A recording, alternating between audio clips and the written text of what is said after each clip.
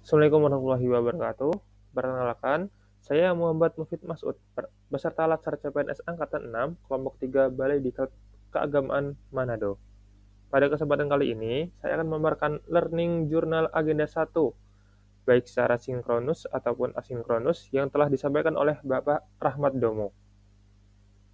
Nah, di sini kita eh, mempelajari agenda 1 terdiri dari 3 materi utama, yaitu wawasan kebangsaan, analisis isu kontemporer, dan kesiapsiagaan bela negara.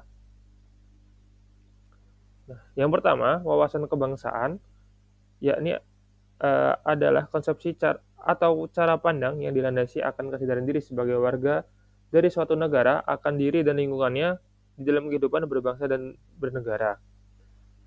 Di materi ini, mempelajari tentang sejarah pergerakan bangsa Indonesia, hingga tercapainya kemerdekaan Indonesia dan akhirnya membentuk konsensus dasar yakni Pancasila, UUD 1945, NKRI, dan Bhinneka Tunggal Ika, serta lambang-lambang negara yang ada.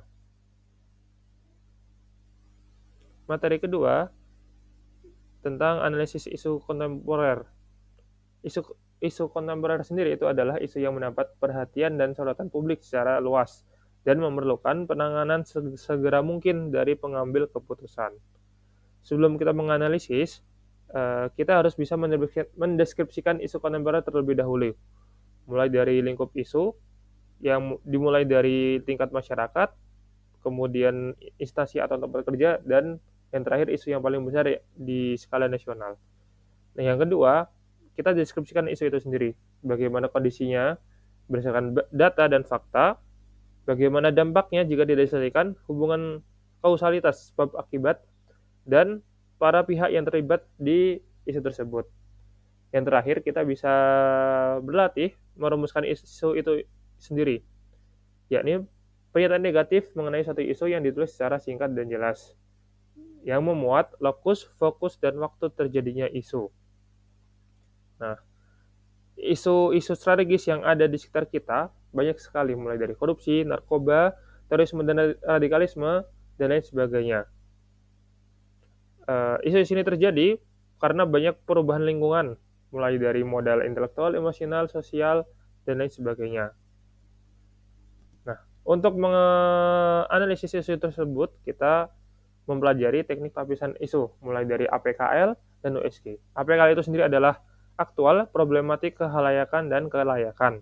Sedangkan USG itu adalah urgensi, seriousness, dan growth ataupun perkembangan. Dan untuk menganalisis isu-isu tersebut, kita mempelajari diagram fishbone, mind map, dan SWOT.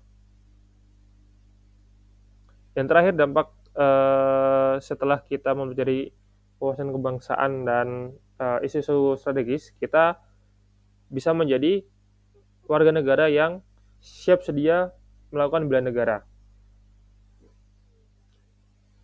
Kesiapsiagaan bela negara bertujuan untuk cinta tanah air, sadar berbangsa dan bernegara, setia pada Pancasila sebagai ideologi negara, rela berkorban untuk bangsa dan negara, dan yang terakhir adalah kemampuan awal bela negara. Mungkin kita bingung mulai dari mana kita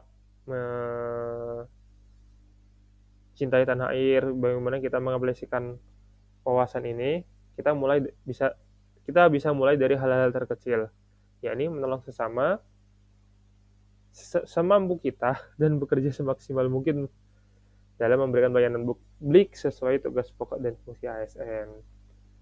Terakhir, mari kita jaga persatuan Indonesia dengan wawasan kebangsaan dan bela negara. Terima kasih.